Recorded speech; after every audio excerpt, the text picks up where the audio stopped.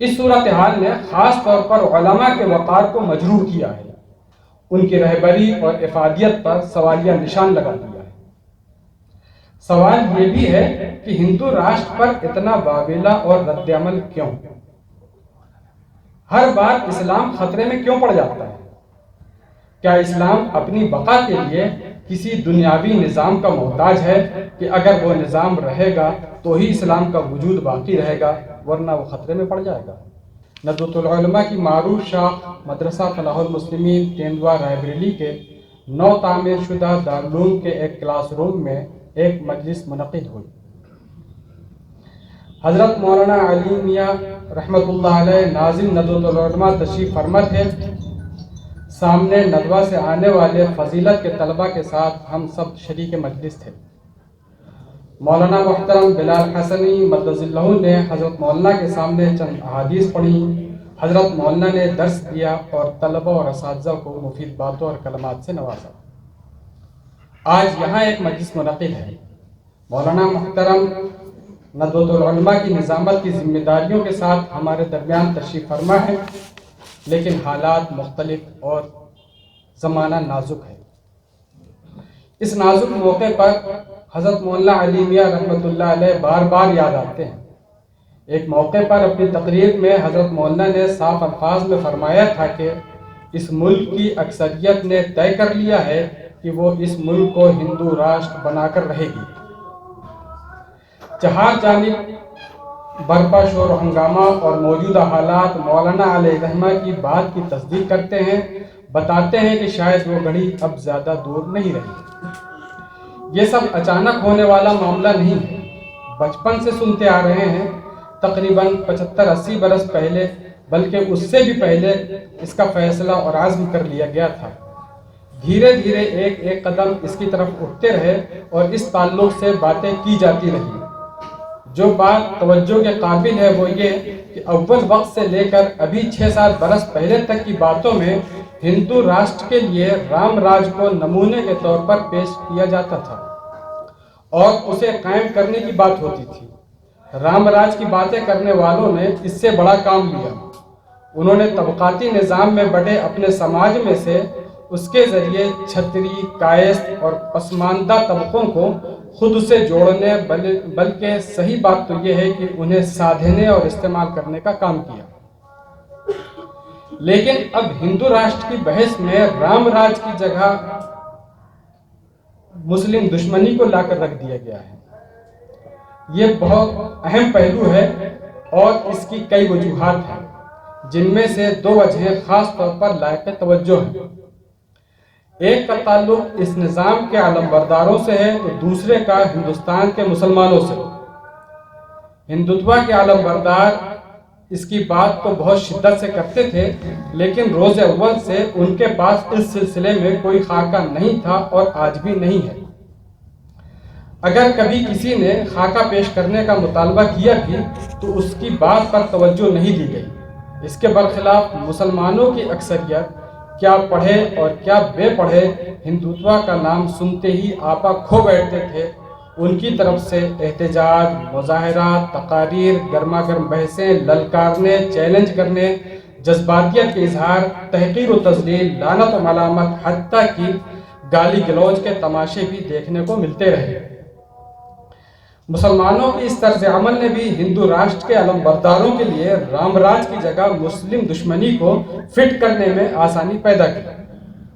حالیہ برسوں میں بہت تیزی کے ساتھ اس کام کو کیا گیا۔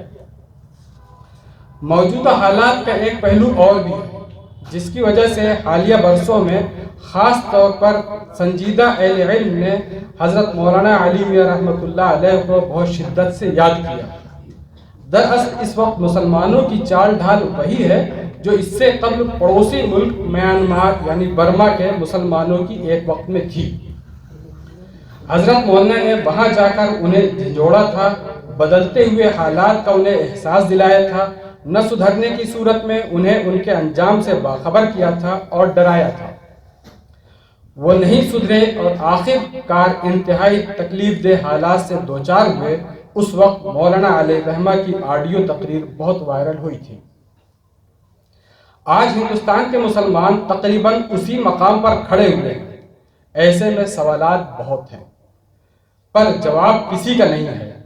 جواب ملے نہ ملے، ضرورت ہے کہ سوالات کیے جائیں، کسی اور سے نہ صحیح اپنے آپ سے ہی کیے جائیں، اس لیے کہ موجودہ حالات میں بہت کثرت سے سوالات پیدا ہو رہے ہیں، کچھ کا اظہار ہوتا ہے اور ان سے کہیں زیادہ ذہنوں میں کودتے ہیں۔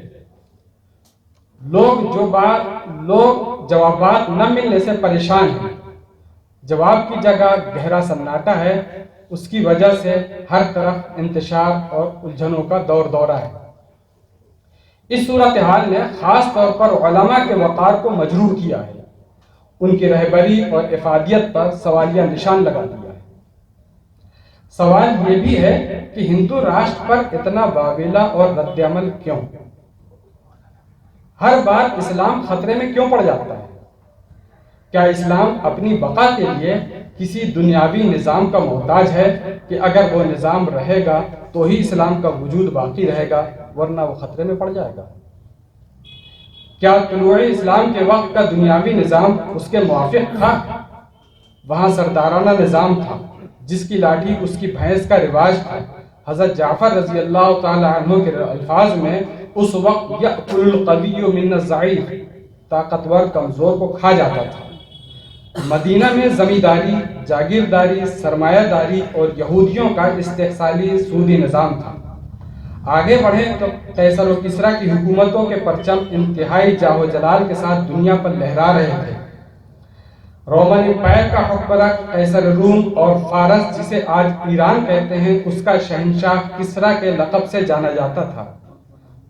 اس کے علاوہ بھی اس وقت مختلف خطوں میں زندگی کے مختلف نظام رائج تھے۔ اس کے بعد دیکھیں دنیا میں بہت سے نظام آئے، چند نظام زندگی تو اکثر ہماری زبان پر آتے رہتے ہیں، جیسے سرمایہ دارانہ نظام کیپٹلزم، اشتراکیہ سوشلزم، مخلوط معیشت مکسڈ اکنومی، کمیونسٹ نظام کمیونزم۔ یہ اور ان جیسے نہ جانے کتنے نظام آ رہے ہیں اور آتے رہیں گے۔ تو کیا کسی نظام کے آنے یا کسی نظام کے ختم یا بدل جانے سے کوئی فرق پڑے گا؟ کیا اس وقت دنیا میں رائج نظاموں اور طرز حکمرانی، مثلا سیکولرزم، جمہوریت، پارلیمانی اور عدالتی نظام میں سے کسی کے متاثر ہونے سے اسلام خطرے میں پڑ جائے گا اور اس وجہ سے فنا ہو جائے گا؟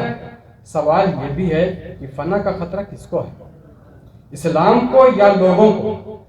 اور لوگوں میں سے بھی کس طرح کے لوگوں کو اور کیوں؟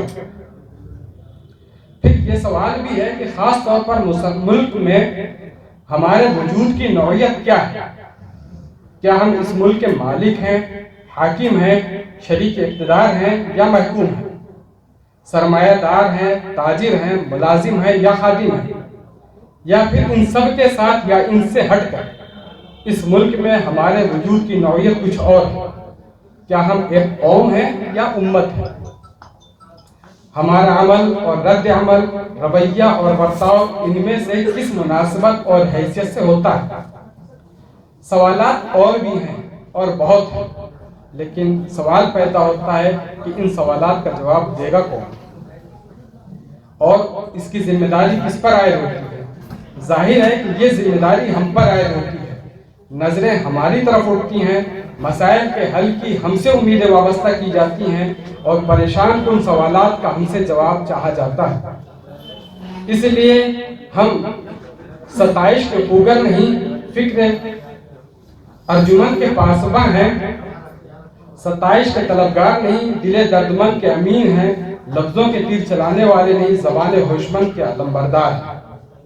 ضروری ہے کہ ہم مل بیٹھ کر سوال کے جواب، مسائل و مشکلات کے حل، آزمائشوں سے نکلنے کی راہ و مخرج اور سبل خداوندی کو تلاش کریں۔ ملت، ملک اور تمام برادران وطن کی بھلائی کے لیے آگے بڑھیں، خدشات و غلط فہمیوں کو دور کریں اور ہر دل کے درد کا مداوع کریں۔